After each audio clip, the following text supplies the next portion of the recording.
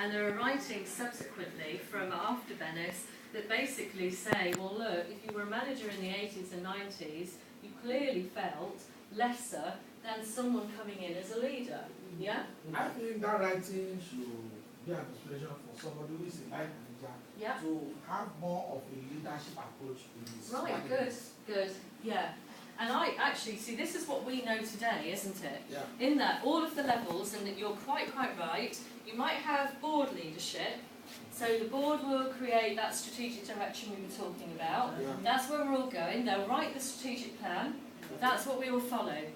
And then each of our departmental managers, if you like, will have a component part of that strategic plan, won't they?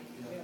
However, there's a corporate shift. You have some top-level executives being members of the board. Yes. So you can't really say managers are just a copy because they are not represented on the board. Yeah, good. More importantly, a manager is expected to have innovative skills. At your level, Absolutely. at your managerial Brilliant. level. Yeah, absolutely. Yeah. But not on strategic level, at functional level.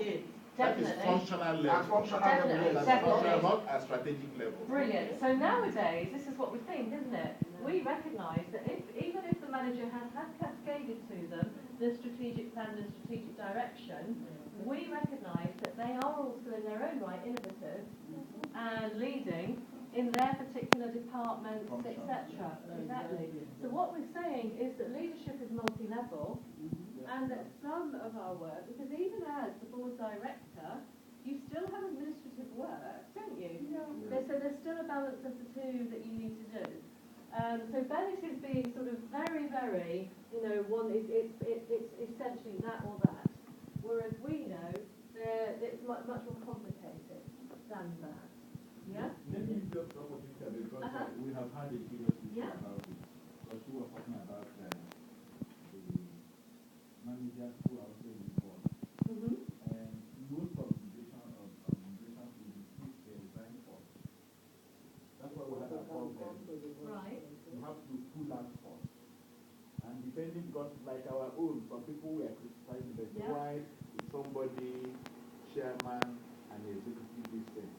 Depending on the institution, the representative of government has to be functioning on day-to-day basis. Yes. Like you have in central banks, not just our own. Depends on the type of organization. It's so important that the board cannot distance itself. So it sits there on day-to-day basis. So that's why you have such structures. Yeah.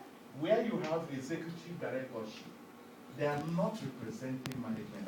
We know we had that problem. We said we wanted our people to be deputy chairman.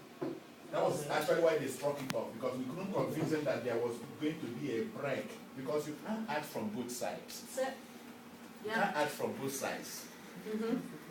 Because the tendency is that the insider's knowledge may make you weaken the powers of the board. Yeah, fair enough. You can't act from both sides. That is an issue. Yeah, fair enough. Yeah, any other comments on that? Happy with that? Good points to support it. But looking at it now.